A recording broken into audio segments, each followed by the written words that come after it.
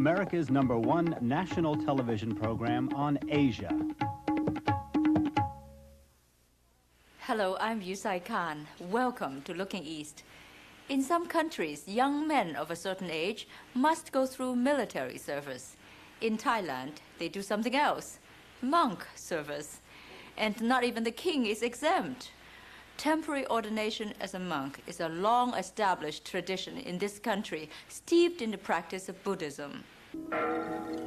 Tonight, we'll look at some profound effects of this religion on Thai culture, from its highly influential monkhood to the architectural, social, and spiritual significance of Thailand's magnificent temples. It is said that over 500 years before the birth of Christ, an Indian prince attained enlightenment and founded the Buddhist religion. Buddhism spread throughout the East and became the dominant spiritual force in such Asian countries as China, Japan, Korea, Cambodia, and Burma. In Thailand, Buddhism first appeared during the 3rd century BC and was adopted as a complement to Brahmanism, an Indian religion that would later be absorbed by Hinduism. Gradually, Brahmin beliefs were both modified and supplanted by Buddhism in Thailand. Even today, however, important ceremonies and rituals are Brahmin in origin and are performed by Brahmin priests. And the most important literary work which informs much of the arts here is the Ramakien, a Thai version of the Hindu epic Ramayana. Many important beliefs are also adapted from Brahmanism, such as reincarnation. Buddhists claim that a person's life does not begin with birth and end with death, but rather is a link in a chain of lives. There is also the concept of karma, which refers to acts committed in previous existences, which may result in happiness or suffering in later lives. For Buddhists, the ideal state of being is nirvana, which is unconditioned by suffering, desire, or further rebirth. And so there is a great emphasis on tolerance and the quest for inner peace through abstinence, which may be why monks play such a vital social role in this country that is 90% Buddhist.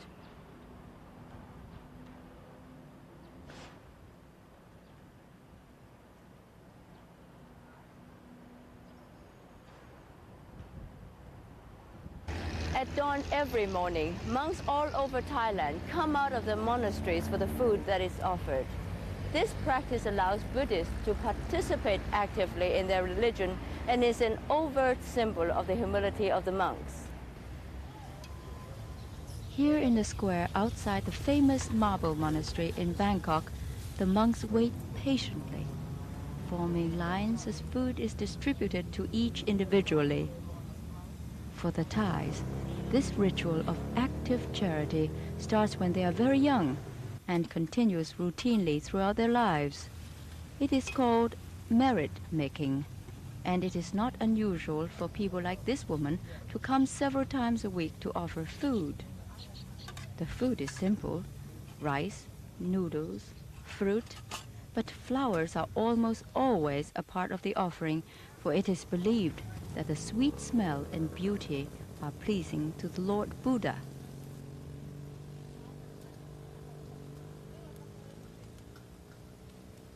There are more than 30,000 monasteries in Thailand, and during the period of Lent between July and September, the number of monks may swell to 350,000.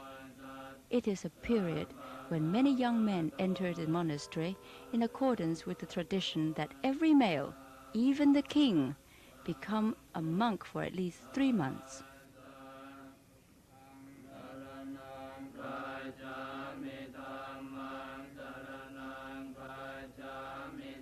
Entering the monkhood is always a time to celebrate, because for those who enter permanently, it brings merit not only to the individual, but also to the family. For those who enter for a short time, it is a period of spiritual reawakening and a period of meditation.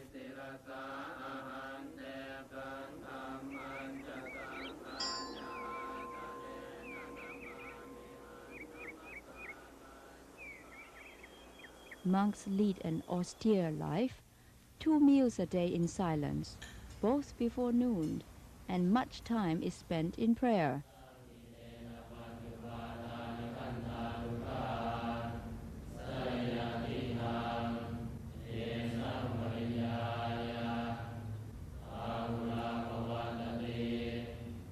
Here at morning prayer, you will notice that the novices always take their place in the back. In this way, they may observe and learn, and at the same time show respect to the older monks.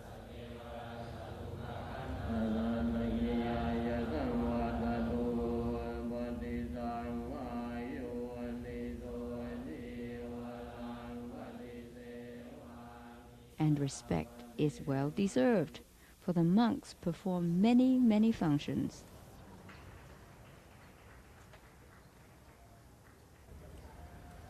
Outside the monastery, they take part in the most solemn of ceremonies, such as the state funeral of the Dowager Queen Rambai Bani, or at festivals like the Songkran, which celebrates the beginning of the Buddhist New Year.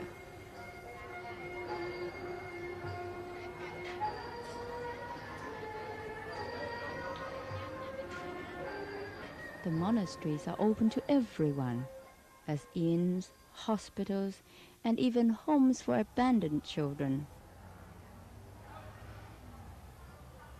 Schools at one time were also part of the monasteries. Today, while most are run by the state, many like this one remain within the compound. Monks do most of the teaching here in an atmosphere which is at once disciplined and relaxed. And while the teaching follows a prescribed curriculum, the religious tone is unmistakable.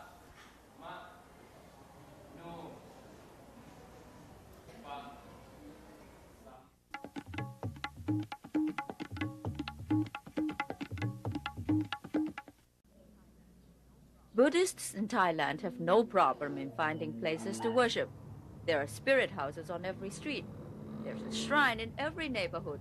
And of course, there are the temples. Thailand has been called the land of temples, not only because there are over 27,000 of them all over the country, but also because the distinctive architecture of these structures has become a vivid symbol of Thai culture. The architectural significance of Buddhist temples in Thailand is comparable to that of the great cathedrals in Europe.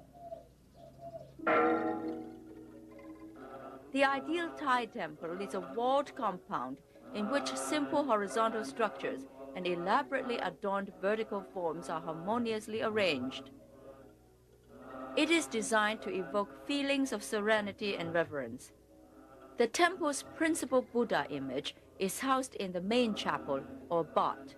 It usually has 3 superimposed, sharply pointed roofs with heavily ornamented gables.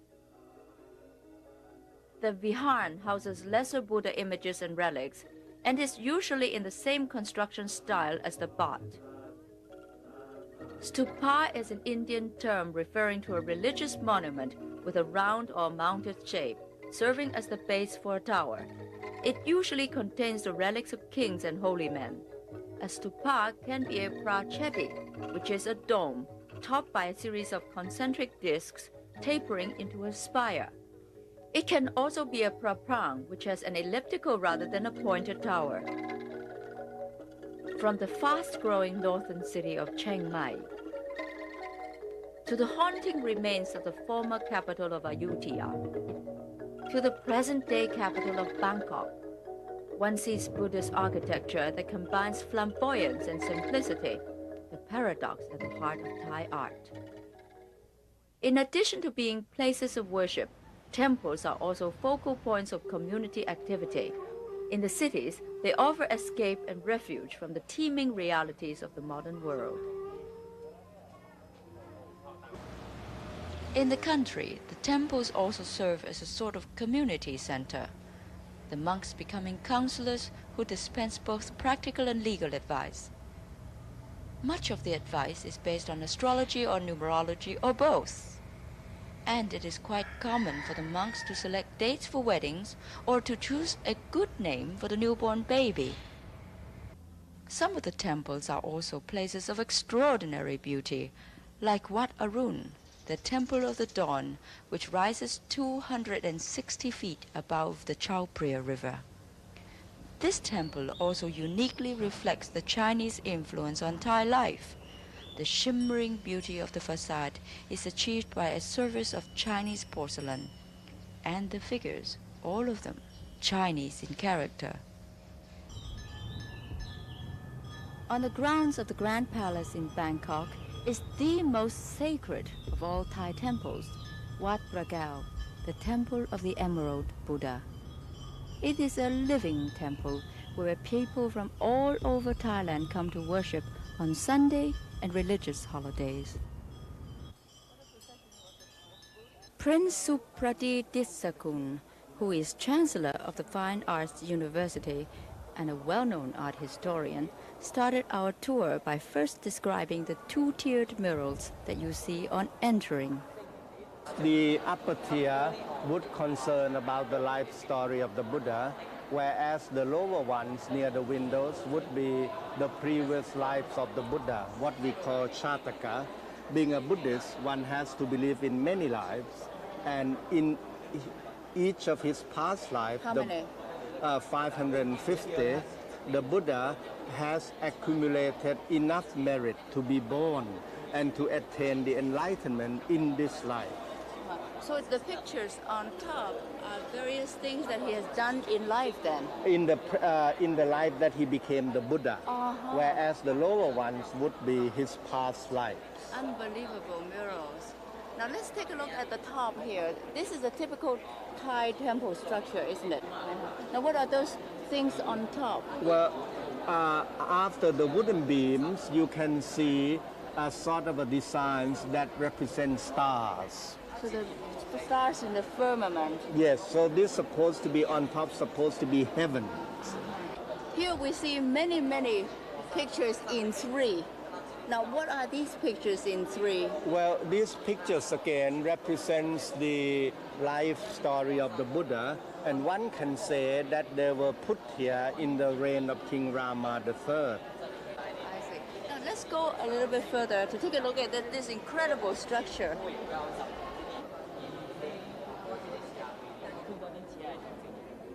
These two huge, enormous figures of Buddha, what are they? What are they supposed to mean? Well, these two crown Buddha images, in the attitude of pacifying the ocean with both like hands. Yes. Well, these were made by command of King Rama III, and it's made of bronze and covered with real gold. The northern ones dedicated to King Rama I, and the second one to King Rama II, the southern one. The Buddha, is regarded as very high beings. That's why you have angels in adoration on the first row. Yes, the top row. And then the second row, the middle row, would be Garuda holding a pair of nagas or snakes. Garuda is the king of birds. And this is supposed to have the power of chasing away evil spirits, like you see on the roof of many Thai buildings. And the last row would be lion caryatids. Prince Ditsakul, this is rather interesting to see. In a typical Thai temple, in a Thai temple, I see Italian structures. Now what are these Italian marbles doing here? Well, you can see this pulpit and vases and, statues of the young children and so on. This, I think, when King Chulalongkorn Rama V went to Europe, he went to Europe twice, and he bought them as offerings to the Emerald Buddha. Please tell me about these Buddhas coming down, three on each side. Well, these 6 Buddhas images in gilt bronze made and dedicated to high members of the royal family, the Chakri dynasty, from the time of King Rama I to the time of King Rama III.